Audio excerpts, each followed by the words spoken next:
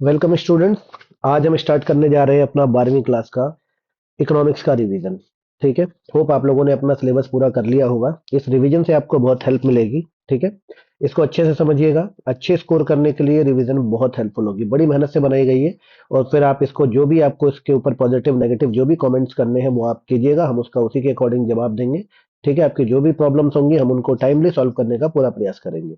तो चलिए बिना टाइम वेस्ट किए हम इसको स्टार्ट करने जा रहे हैं। सबसे पहले मैं तो आपको लोगों को थोड़ा सा ब्रीफ डिस्क्रिप्शन दे दूं कि आपको कैसे कैसे इसमें कैसे कैसे मार्किंग होगी और क्या क्या आपका आएगा। आपका 80 मार्क्स का पेपर है जैसा कि आप जानते हैं, जिसमें 40 मार्क्स आपका मैक्रो इकोनॉमिक्स है। ठीक है। मैक्रो इकोनॉमिक्स में हम क्या करते हैं, मैक्रो इकोनॉमिक्स आपने माइक्रो तो पहले पढ़ ली, मैक्रो इकोनॉमिक्स में क्या आएगा आपका, यहाँ पे हम एग्रीगेट की पढ़ाई करते हैं, यानी कंट्री एज अ होल लेकर चलते हैं, पूरे देश की एक साथ स्टडी करते हैं, राइट। और दूसरा है आपका इंडियन इकोनॉमी। ये इंडियन इकोनॉमी जो आपका है, ये आपका 40 मार्क्स का ये भी है। ये पूरा प्योर थ्योरी है। ठीक है। तो दो पार्ट में हम इसको लेकर चलेंगे। जो आपका अभी हम सबसे पहले मैक्रो वाला पार्ट है जो उसको लेकर चल रहे हैं, उसमें मैं आपको बता दूं सबसे पहले कि जो इसके अंदर नेशनल इनकम है, इंट्रोडक्शन में लाकर नेशनल इनकम वाला पोर्शन जो है वो सबसे ज्यादा वेटेज का है। नेशनल इनकम एंड एग्रीगेट भी लिख लो। नेशनल इनकम एंड एग्रीगेट जो हम पढ़ाई करने जा रहे हैं, ये वाला जो पोर्शन है ये सारा मिलाकर वो आपका आएगा 22 नंबर का। ठीक है। ये 22 नंबर देगा आपको अकेले। बाकी कैसे चैप्टर कैसे आने हैं वो देखिए। इसके बाद आपका एक चैप्टर आएगा money and banking. Money and banking 6 number का आएगा आपका पेपर में। छोटा सा चैप्टर है, बहुत इजी है। देन आएगा गवर्नमेंट बजट। ये भी 6 मार्क्स का चैप्टर है आपका, राइट। और उसके बाद लास्ट टॉपिक जो आपका बचेगा, वो लास्ट टॉपिक आपका बचेगा आपका balance of payment. Balance of payment ये भी आपका 6 मार्क्स का आना है, राइट। बहुत ही क्विक रिवीजन है, हर चैप्टर मैक्स टू मैक्स। कोई चैप्टर बड़ा है तो वो 40 मिनट का गया है, नहीं तो बहुत छोटे में किया, आप इसको स्पीड बढ़ा के भी देख सकते हैं। बिल्कुल म्यूजिक की तरह कान में अपनी लीड लगाइए और जो बातें बोली जा रही है सुनने पे ज्यादा ध्यान दीजिए, ताकि आपके सारे कॉन्सेप्ट क्लियर हो जाएंगे। ठीक है। तो इस तरीके से आपका ये पेपर के अंदर आना है, राइट। चलिए अब हम स्टार्ट करते हैं कि हमें कैसे कैसे क्या क्या पढ़ना है। तो ये हमारा है जो नोट्स बने हैं, ये मैंने जो गवर्नमेंट स्कूल्स में बुक्स वगैरह इशू होती हैं उनका बनाया मैंने, स्टडी मटेरियल वगैरह जो मिलता है आप लोगों को पढ़ने के लिए उससे बना है ये। अब देखिए इसमें पहला टॉपिक क्या है। इसके अंदर जो आपका पहला टॉपिक है वो है हमारा national income and related aggregate. ठीक है। ये इंट्रोडक्शन में बताया गया कि हमें इसमें पढ़ना क्या है। देखो बेटा, जो माइक्रो इकोनॉमिक्स थी ना उसके अंदर हम प्राइस या इक्विलिब्रियम देखते थे, तो बाजार का इक्विलिब्रियम देखते थे। यहाँ पे ना हमें कंट्री का इक्विलिब्रियम देखना है। और यहाँ पर हमें एग्रीगेट इनकम की बात करनी है, यानी पूरे कंट्री को, पूरी इकोनॉमी को एक साथ लेकर स्टडी करना है। मैं थोड़ा सा पढ़ देता हूँ लिखा क्या है। क्या इसमें स्टडी करनी है इकोनॉमी एज अ होल, जैसा मैंने आपको बताया। इसमें स्टडी करनी है national aggregate, like aggregate demand, aggregate supply. Aggregate demand क्या होती है, पूरे भारत की, समझो भारत एक इकोनॉमी है, तो पूरे भारत में कितनी डिमांड होती है, that is aggregate demand. Aggregate supply का मतलब क्या हो गया, सप्लाई के हम टर्म को समझेंगे। सप्लाई का मतलब आपका हो गया कि कितना प्रोडक्शन ड्यूरिंग द ईयर हुआ है, हमारा टोटल सप्लाई कितनी है इकोनॉमी के अंदर, ये समझेंगे। फिर नेशनल इनकम आपका हो गया। ये दोनों एक ही टर्म पे लिए जाते हैं, मैं आपको समझाऊंगा कि aggregate supply equal to national income. ठीक है। इसके बाद कहता है it also studies the national income problem like inflation, unemployment, poverty and issues connected with the economic growth and economic development, right. ये सारे हम यहाँ पर इसको पढ़ने जा रहे हैं। इसके अंदर मेन टूल क्या होगा आप देखेंगे, इसके अंदर मेन टूल होगा आपका एग्रीगेट डिमांड और एग्रीगेट सप्लाई। ठीक है। चलिए, तो अभी ये टॉपिक हम इसके अंदर पढ़ने जा रहे हैं। इसके अंदर सबसे पहला टॉपिक इंट्रोडक्शन वाले चैप्टर में आता है, ये आगे तक आपके काम आएगा। Final goods. फाइनल गुड्स क्या होते हैं, पहली बात तो ये समझिए बेटा कि फाइनल गुड्स का इस्तेमाल एक बिजनेस भी कर सकता है, पहले ये समझिए, और एक इंडिविजुअल भी कर सकता है। ठीक है। एक इंडिविजुअल है, ये बिजनेस नहीं है, मतलब हाउस होल्ड समझ लो आप इसको। हाउस होल्ड है वो यूज कर सकते हैं, या बिजनेस भी कर सकता है। बिजनेस इन्हीं फाइनल गुड्स को एक दूसरे नाम से जानता है जिसे कैपिटल गुड्स कहते हैं। ठीक है। बिजनेस जितने भी फाइनल बिजनेस को जो भी चीजें खरीदनी होती है वो कैपिटल गुड्स भी इनको कहता है, यानी सारी कैपिटल गुड्स बिजनेस के लिए क्या होती है, फाइनल गुड्स होती हैं। ये भी बात आप ध्यान रखना आगे। कैपिटल गुड्स मतलब क्या होता है, फिक्स्ड एसेट्स। यहाँ पर अगर मैं बात करूं, जो बिजनेस खरीदता है अपने बिजनेस को चलाने के लिए, और ये लॉन्ग टर्म के लिए यूज होती हैं। अभी आगे भी ये टॉपिक आएगा, मैं इसको समझाता हूँ। समझिए, फाइनल गुड्स का मतलब होता है जो प्रोडक्शन की बाउंड्री को क्रॉस कर चुका है, मतलब अब उस चीज का कोई फर्दर प्रोडक्शन नहीं होगा, ना वो फर्दर प्रोसेस होगा। राइट। तो वो चीज क्या होती है, हमारी फाइनल गुड्स होती है। मैं एग्जांपल देता हूँ, आप बाजार से आलू खरीद के लाए और घर पे सब्जी बना के खा गए, तो that potatoes are final goods for you, क्योंकि आप उसको लाए और पका के खा गए। अगर आप उसी आलू से वो घर पे लाते और या तो एज इट इज किसी दूसरे को बेच देते, या फिर उसको पहले प्रोसेस करके सपोज उसका चिप्स बना दिया आपने और उसको किसी दूसरे को बेच दिया, तब वो आलू उस केस में आपका इंटरमीडिएट कहलाता। यानी साथ के साथ हमें इंटरमीडिएट को भी समझना पड़ेगा। फाइनल और इंटरमीडिएट, इंटरमीडिएट को अच्छे से समझ लो बेटा, मैं जो समझाता हूँ उसको बस ध्यान से सुनो। इंटरमीडिएट गुड्स कौन से होते हैं, किसी के लिए भी, चाहे वो इंडिविजुअल हो चाहे वो बिजनेस हो। समझो, पहली बात तो ये समझिए कि इंडिविजुअल जो लोग होते हैं, जो हाउस होल्ड्स होते हैं, वो इंटरमीडिएट का बाय ही क्यों करेंगे, इसको क्यों खरीदेंगे। वो केवल फाइनल गुड्स खरीदेंगे जो उनकी डिमांड्स को डायरेक्टली सेटिस्फाई करता है। फिर भी समझो इंटरमीडिएट गुड्स किसे कहते हैं, ये अपने दिमाग में लाओ। इंटरमीडिएट गुड्स ऐसी गुड्स होती है जो या तो रीसेल के लिए खरीदी जाए, यानी मैं उसको बेचने के लिए खरीद रहा हूं। बस ये ध्यान रखना, वो चीज बिकेगी, कैसे बिकेगी, या तो एज इट इज, जैसे खरीदी वैसे ही बेच दी। ठीक है, आलू खरीदे आगे बेच दिए हमने, तो वो क्या हो गया, एज इट इज हो गया हमारा। दूसरा, इस बात को समझिए कि मैंने उसको खरीदा और उसको कुछ प्रोसेस किया, इसका मतलब वो सारी गुड्स इंटरमीडिएट गुड्स कहलाएंगी, जो या तो प्रोडक्शन ऐसी एज इट इज बिक जाती हैं, या किसी चीज का प्रोडक्शन करने में अपना एग्जिस्टेंस खो देती है। समझो जरा, अपना एग्जिस्टेंस उनका गायब हो जाता है। मैं एग्जांपल देता हूँ, सपोज करो एक पर्सन समोसा बनाता है। अब वो आलू खरीद रहा है, ठीक है, आलू को एज इट इज तो नहीं बेच रहा, उसे समोसे बना के बेच रहा है। तो बेटा आलू का जो एग्जिस्टेंस है ना, वो गायब हो गया, अब वो समोसे के अंदर चला गया, तो अब समोसे के नाम जाने, उस प्रोडक्ट का नाम जो बना वो समोसा जाना गया, ना कि आलू। समझ रहे हो बात को। अब जिस फ्यूल से वो बन रहा है, फ्यूल भी अपना एग्जिस्टेंस खो दे रहा है, जैसे जैसे समोसे फ्राई होते रहेंगे वो फ्यूल उसमें कंज्यूम होता रहेगा, यानी अपना एग्जिस्टेंस खो दे रहा है। समोसे के अंदर फ्यूल दिखाई नहीं दे रहा, क्यों, क्योंकि उसके अंदर लग गया और अपना एग्जिस्टेंस खो दिया उसने। तो वो भी इसीलिए क्या कहलाएगा, इंटरमीडिएट कहलाएगा। यानी इंटरमीडिएट गुड्स क्या होती है, जो या तो रीसेल के लिए खरीदी जाए, या वो कोई सामान बनाने में अपने अस्तित्व को खत्म हो जाए, उनका अस्तित्व यानी वो खो जाए। जैसे सपोज करो एक बच्चे ने मेरे से पूछा कि जी हम तो ये जो समोसा फ्राई कर रहे हैं कढ़ाई के अंदर बना रहे हैं, तो क्या कढ़ाई यूज हो रही है समोसा बनाने में, क्या कढ़ाई भी इंटरमीडिएट गुड्स है। तो बेटा आप लोग खुद समझो, क्या कढ़ाई का अस्तित्व खत्म हो जाता है, नहीं। क्या कढ़ाई समोसे के अंदर चली जाती है और कस्टमर के पास चली जाती है, आंसर इज नो। इसका मतलब ये है कि कढ़ाई इंटरमीडिएट नहीं है। क्या इंटरमीडिएट है, वो चीजें जो या तो फर्दर सेल के लिए खरीदी गई, या उन्होंने कोई वस्तु बनाने में अपने आप का अपना अस्तित्व उनका खत्म हो गया। राइट। तो ये समझिए, वैसे क्या है इंटरमीडिएट, क्या होता है, जो जिसने अभी तक प्रोडक्शन बाउंड्री को क्रॉस नहीं किया है, yet ready for the use by the final user, यानी उसके फाइनल यूजर ने उसे नहीं खरीदा है। समझ में आ गई बात। अब एक बिजनेस है जो समोसे बनाता है, उसने कढ़ाई खरीदी या उसने चूल्हा खरीदा, तो अभी बात समझिए, वो चूल्हा या कढ़ाई उसके लिए इंटरमीडिएट नहीं है, फाइनल गुड्स है। और उसी को तो मैंने बताया भी, कैपिटल गुड्स कहते हैं, लंबे समय तक उसके पास रहेगी, वो उसका इस्तेमाल करेगा फर्दर चीजों को प्रोड्यूस करने में। ठीक है। तो फाइनल गुड्स को अगर आप डिफरेंस के नजरिए से जानना चाहते हैं, जो अपने प्रोडक्शन की बाउंड्री को क्रॉस कर चुका है, फाइनल यूजर उसको यूज करने के लिए तैयार है, वो फाइनल गुड्स है। और जो अभी तक तैयार नहीं है, अभी भी प्रोसेस के अंदर है, प्रोडक्शन के अंदर ही है, वो कहलाता है इंटरमीडिएट। राइट। अब आ जाओ जरा, कंजम्पशन गुड्स क्या होते हैं। अब कंजम्पशन गुड्स फाइनल गुड्स ही होते हैं, ठीक है, या सर्विसेज होते हैं, जो कि सेटिस्फेक्शन, यानी कि जो कंज्यूमर की जो सेटिस्फेक्शन होती है, वांट्स होती है, उसको यूज करने के लिए, उसको सेटिस्फाई करने के लिए होते हैं। और ये ज्यादातर ड्यूरेबल होते हैं कंज्यूमर गुड्स, जैसे कि वॉशिंग मशीन।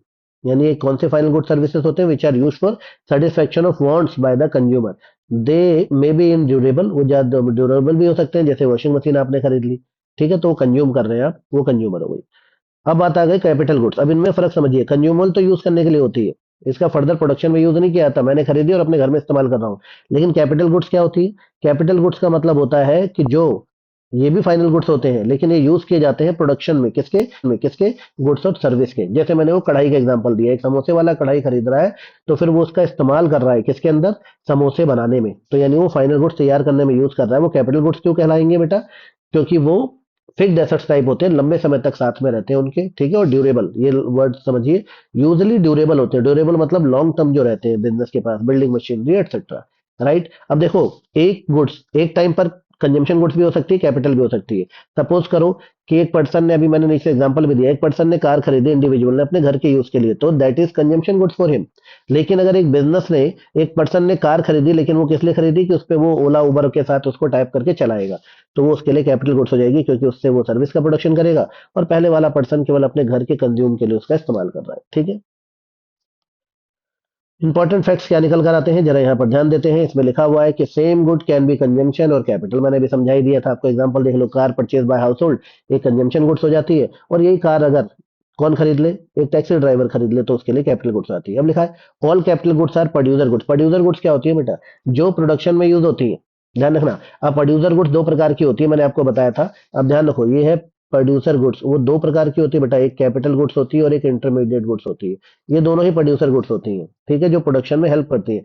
इंटरमीडिएट कौन सी होती है, जो या तो अपना रूप खो देती है फाइनल प्रोडक्ट बनाने में, या एज इट इज आगे बेच दी जाती हैं। और कैपिटल गुड्स कौन सी होती है, जो यूज तो की जाती है इनके प्रोडक्शन में, किसी भी फाइनल गुड्स के प्रोडक्शन में इनका इस्तेमाल होता है, लेकिन ये अपना एग्जिस्टेंस नहीं खोते, लंबे समय तक बिजनेस के पास रहते हैं। ठीक है, तो क्या होते हैं, कैपिटल गुड्स। तो क्या लिखा है, all capital goods are producer goods, लेकिन all producer goods are not capital goods. सबको पता है, क्योंकि प्रोड्यूसर गुड्स में ये भी आता है इंटरमीडिएट, और इंटरमीडिएट कैपिटल गुड्स तो होता नहीं है, तो वही बात लिखिए। सिंस ये लिखा, देखो अब आजकल ना पेपर में नई टर्म यूज होने लगी, सिंगल यूज प्रोड्यूसर गुड्स, या फिर ऐसे बोल सकते हैं सिंगल यूज गुड्स। ये इंटरमीडिएट गुड्स का ही दूसरा नाम है, तो आप लोग इसको ध्यान में रख लीजिए। इंटरमीडिएट गुड्स का दूसरा नाम आ सकता है सिंगल यूज प्रोड्यूसर गुड्स या सिंगल यूज गुड्स। ठीक है, क्या लिखा है, single use goods are like raw material, coal, ये सब जो होते हैं वो कंप्लीटली प्रोडक्शन में यूज तो होते हैं, लेकिन इनको इंटरमीडिएट गुड्स कहते हैं। सही है। और वेयर इज जो ड्यूरेबल होते हैं producer goods like plant machinery, ये क्या कहलाते हैं, कैपिटल गुड्स कहलाते हैं। ठीक है। अब यहाँ एक बात और लिखिए, commodity can be an intermediate as well as final goods depend upon its use. एक गुड्स अपने आप में फाइनल भी हो सकती है और इंटरमीडिएट भी हो सकती है। ये कैसे हो सकता है कि एक कमोडिटी इंटरमीडिएट भी फाइनल भी। सपोज करो आप है, आप बाजार से आलू खरीद के लाए और आपने सब्जी बना के खा ली, तो आपके लिए क्या हो गई, फाइनल। लेकिन एक समोसे बनाने वाला आलू खरीद के लाता है बाजार से, वो भी आलू खरीद के ला रहा है, लेकिन उसके लिए क्या हो जाएगी बेटा, वो इंटरमीडिएट हो जाएगी, क्योंकि उसके लिए उससे वो समोसे बना के बेचेगा। ठीक है बेटा, चलो आगे चलते हैं। अगला है हमारा इन्वेस्टमेंट। अब इन्वेस्टमेंट को बहुत अच्छे से समझना है, ध्यान से समझो। देखो इन्वेस्टमेंट क्या होता है, ये बहुत आगे काम आएगा। इन्वेस्टमेंट ना दो प्रकार का होता है, दिमाग में बस ये लेके चलो। कौन कौन से सर, देखो मैं आपको बताता हूँ दो प्रकार कौन से होते हैं। इन्वेस्टमेंट को समझने के लिए चलो मैं इसको अलग से भी समझाता हूँ आप लोगों को। देखिए इन्वेस्टमेंट क्या होता है, मैं आप लोगों को इन्वेस्टमेंट समझाता हूँ। देखिए दो प्रकार का इन्वेस्टमेंट यहाँ पर होता है, जो आगे भी काम आएगा, जब नेशनल इनकम निकालेंगे ना हम, तब भी काम आएगा। एक होता है हमारा फिक्स्ड इन्वेस्टमेंट, ये समझिए, जो फिक्स्ड एसेट्स में करते हैं हम। और दूसरा हमारा हो गया करंट।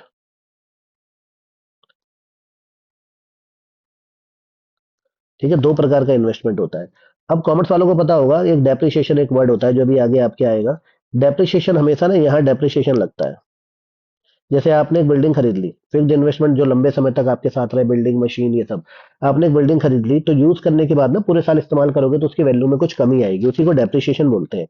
तो उसमें कमी हो जाती है, तो ये क्या होता है, वैसे तो इसे मान लो ग्रॉस इन्वेस्टमेंट, और जब निकल कर आता है तो क्या बोलते हैं, नेट इन्वेस्टमेंट। डेप को लेस करते ही, राइट। और एक होता है करंट इन्वेस्टमेंट, जिसको बोला जाता है change in stock. Change in stock कैसे निकलता है, ये निकलता है क्लोजिंग माइनस ओपनिंग। आगे बहुत यूज है इसका, अभी मैं शॉर्ट में बता रहा हूँ। चेंज इन स्टॉक, ठीक है बेटा। तो ये दो प्रकार के स्टॉक होते हैं। ये तो आपने, जैसे आपकी दुकान है और आपने उसमें, मान लो आपकी परचून की दुकान है, आपने उसमें आटा चावल दाल चीनी ये सब भरवा दिया, तो वो आपका जो इन्वेस्टमेंट है कौन सा कहलाएगा बेटा, वो आपका करंट इन्वेस्टमेंट कहलाएगा। निकलता है कैसे, क्लोजिंग माइनस ओपनिंग। ये देखा जाता है कि शुरू में कितना था और लास्ट में उसमें कितना इंक्रीमेंट हो गया, यानी कौन सा पैसा है जो अभी तक आपका इन्वेस्टमेंट में रहा। जो बिक गया बेटा वो तो निकल गया। मान लो आपने 10 लाख का माल खरीदा और शुरू में जीरो था आपके पास, आपने 10 लाख का रॉ मटेरियल खरीद लिया, और लास्ट में 2 लाख का बच गया, 8 लाख का बिक गया, तो ये इन्वेस्टमेंट थी लेकिन निकल गई बाहर आपकी, तो ये तो इन्वेस्टमेंट रही नहीं। शुरू में जीरो था आपके पास बैलेंस रॉ मटेरियल का, लास्ट में 2 लाख का बचा, तो इसका मतलब ये 2 लाख पैसा आपका इन्वेस्ट रहा अभी भी। तो इसी को बोलते हैं क्या, करंट इन्वेस्टमेंट। और बाकी फिक्स्ड इन्वेस्टमेंट है, जिसके ऊपर डेप्रिसिएशन लगता है। डेप्रिसिएशन यानी कि डेप्रिसिएशन लगने से पहले इसको हम क्या बोलते हैं, डेप्रिसिएशन से पहले ग्रॉस इन्वेस्टमेंट, बाद में नेट। तो दो इन्वेस्टमेंट हमारे पास होती है। ठीक है, इसका आगे बहुत काम आना है। आइए फिर से नोट्स पे चलते हैं।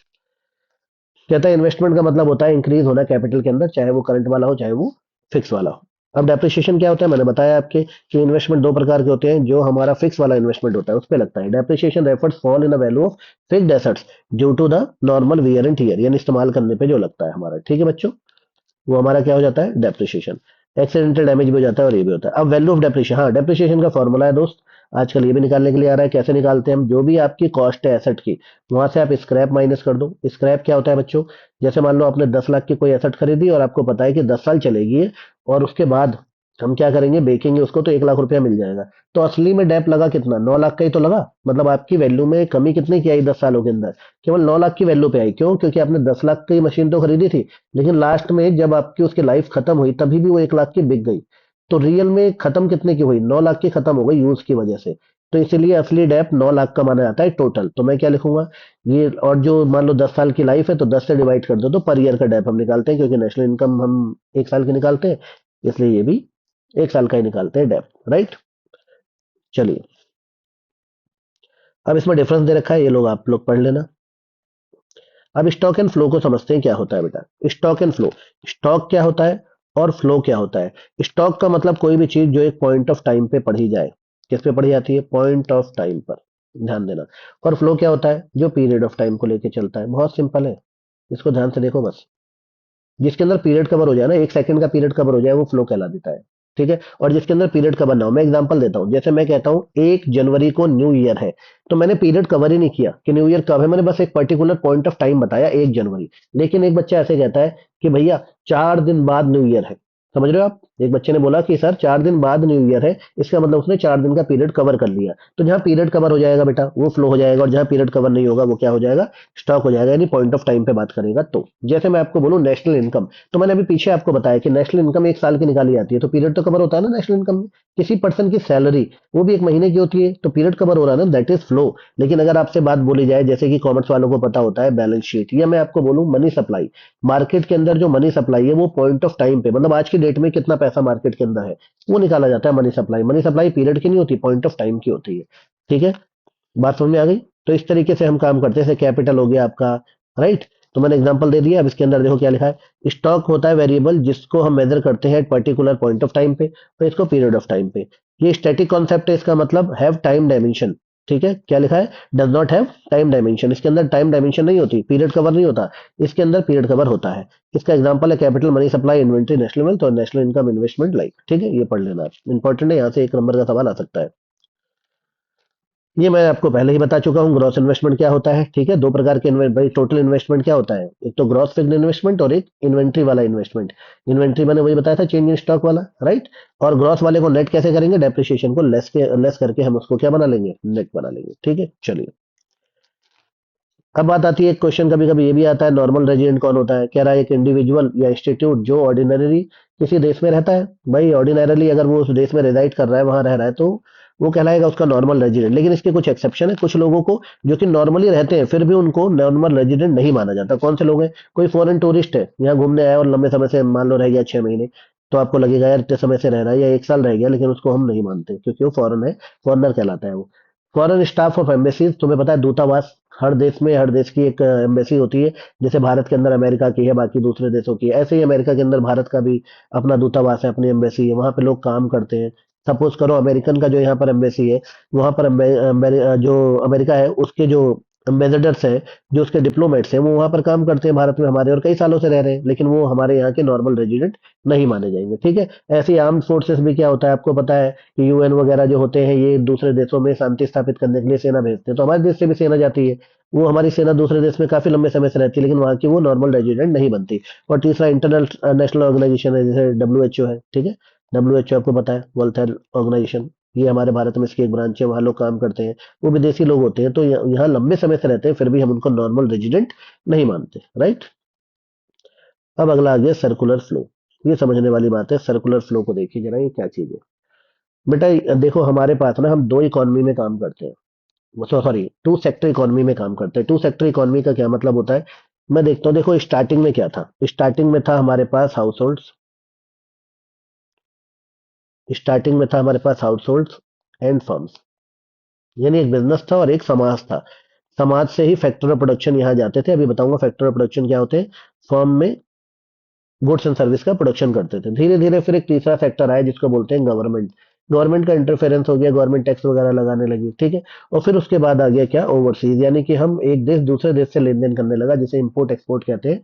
ठीक है, यानी कि इंपोर्ट एक्सपोर्ट डाल देता हूं मैं यहाँ पर। तो कुल मिला के 4 सेक्टर इकोनॉमी होती है हमारे पास। लेकिन तुम्हारे सिलेबस में क्या है, केवल 2। फिलहाल तुम्हें कितनी पढ़नी, केवल 2। 2 सेक्टर इकोनॉमी क्या कहलाती है, जिसमें एक हाउस होल्ड होता है और एक फर्म होता है। इनका क्या रिलेशन होता है मैं आपको वो सब बताऊंगा अभी। लेकिन पहले इन सब चीजों को समझो जो मैंने आपको बताया। 2 सेक्टर इकोनॉमी पढ़नी है और उनके बीच में कैसे फ्लो होता है। ठीक है, तो देखिए जरा, ये मान लो हाउस होल्ड है आपका, ये आपका फॉर्म है। सबसे पहले क्या होता है, देखो दुनिया में कोई भी चीज प्रोड्यूस करने के लिए factor of production, factor of production यहाँ लिखा है ना फैक्टर, तो मैं लिख देता हूँ factor of production. Land, labour, capital और एंटरप्रेन्योर, इसे एंटरप्रेन्योर कर लेना। ठीक है बेटा, इसे एंटरप्रेन्योर कर लेना। मैं लिख भी दूं क्या? ठीक है, एंटरप्रेन्योर। ये 4 चीजें चाहिए होती हैं भाई जमीन पे। जमीन के अलावा तो हवा में तो प्रोडक्शन होगा नहीं। लेबर भी चाहिए, कैपिटल चाहिए और एंटरप्रेन्योर चाहिए। ये कहाँ से मिलती हैं? ये सारी चीजें हाउस होल्ड से मिलती है, समाज में सारी चीजें होती हैं। ठीक है, ये जो एंटरप्रेन्योर है ये सारी चीजों को इकट्ठा करता है यहाँ से, और यहाँ पे फर्म के पास पहुंचकर इसका प्रोडक्शन करता है। तो यानी सबसे पहले हाउस होल्ड से चारों चीजें पहुंचती हैं, ये एरो में ऐसे एरो बनाना है आपको। ठीक है, फर्म के पास आ जाती है। अब फर्म क्या करता है, इन चारों चीजों का यूज करके वो क्या करेगा, प्रोडक्शन स्टार्ट कर देगा। जब प्रोडक्शन हो जाएगा तो इन चारों चीजों को जो ये यूज करी थी फैक्टर और प्रोडक्शन को, इनकी पेमेंट करेगा। इसीलिए इनको बोलते हैं फैक्टर पेमेंट। ठीक है, क्या बोलते हैं, फैक्टर पेमेंट। राइट, समझ में आ रहा है ना सबको? तो इसकी फैक्टर पेमेंट कर देंगे। मान लो कि ये फर्म जो क्या करता है, पहले फैक्टर और प्रोडक्शन लेता है और उसके बाद इनको क्या कर देता है, फैक्टर पेमेंट कर देता है। फैक्टर पेमेंट मान लो ये आ गई फर्म के पास से, ये मान लो। ठीक है, कैसे मिलेगी इनको factor payment? Rent, wages, interest और प्रॉफिट के रूप में। जो जिसने लैंड को हमको दिया था, यानी जमीन जिसने हमें दिखाई किराए पे दी थी, उसको रेंट मिल जाएगा, लेबर को वेजेस मिल जाएगा, कैपिटल वाले को इंटरेस्ट, और एंटरप्रेन्योर को बदले में प्रॉफिट मिल जाएगा। ठीक है बेटा, तो इस तरीके से इनको पेमेंट हो गई। जब इनको पेमेंट हो गई तो वो करेंगे क्या, इसका इस पैसे को दोबारा ये ना फर्म को लौटा देंगे। देखो ये फर्म को लौटा देंगे कंजम्पशन के लिए। किस लिए लौटा देंगे, कंजम्पशन के लिए। किस किस कंजम्पशन के लिए, गुड्स और सर्विस के कंजम्पशन के लिए, क्योंकि भाई पैसे आए तो उससे गुड्स एंड सर्विस ही तो चाहिए। ठीक है, अब फर्म क्या करेगी, फर्म जब ये पैसे दे देंगे फर्म को, तो फर्म फिर से इनको यहाँ एरो बनाओगे आप और यहाँ लिख दोगे कि गुड्स एंड सर्विस इनको फर्म लौटा देगी, गुड्स एंड सर्विस। ठीक है, इस तरीके से फर्म, ये हमारा cash flow, sorry circular flow बन गया इनकम का। राइट, तो ये हमें पढ़ना है, इसको ध्यान से आप लोगों को करना है। ठीक है, यहीं तक टॉपिक था आपका। अब इसके अंदर से देखो 2 बातें और पूछ रहा है, हाँ वो बताता हूँ मैं आप लोगों को। तो वो क्या चीजें हैं, एक है आपका रियल फ्लो और एक होता है आपका मनी फ्लो। अब इसको समझो, रियल फ्लो क्या होता है और मनी फ्लो क्या होता है। देखो ये है आपका हाउस होल्ड और ये है आपका फॉर्म। ठीक है, अगर मैं रियल फ्लो बोलूं कि रियल वस्तु का क्या इधर लेन देन हुआ, तो हाउस होल्ड ने सबसे पहले इनको दिखाया क्या, फैक्टर ऑफ प्रोडक्शन, में शॉर्ट में लिख रहा हूं। और फिर इधर जो हमारा फॉर्म था, इन्होंने इसके बदले में क्या दे दिया, goods and service. Main purpose तो ये था ना, बीच में हम मनी को ले आए थे, वो एक मीडियम था। लेकिन रियल फ्लो केवल इन्हीं का हुआ है। केवल 2 चीजों को दिखाओगे, यहाँ factor of production, land, labour, capital, entrepreneur, और यहाँ पे गुड्स एंड सर्विस चली गई, तो वो हमारा रियल फ्लो हो गया। मनी फ्लो क्या होता है, मनी फ्लो में मान लो ये बेटा हाउस होल्ड है और ये फर्म है। अब सबसे पहले फर्म ने पेमेंट करी थी इनको, किस लिए, फैक्टर पेमेंट के रूप में। ठीक है, और जब इनके पास पैसे पहुंच गए तो उन्होंने वही पैसे वापस लौटा दिए फर्म के पास, किस लिए, कंजम्पशन के लिए। ठीक है, तो देखो मनी फ्लो, पहला मनी फ्लो यहाँ से यहाँ हुआ। फर्म ने सबसे पहले पेमेंट हाउस होल्ड्स को करी। क्यों करी हाउस होल्ड्स को, क्योंकि हाउस होल्ड ने फैक्टर ऑफ प्रोडक्शन दिखाए थे, दिए थे यूज करने के लिए।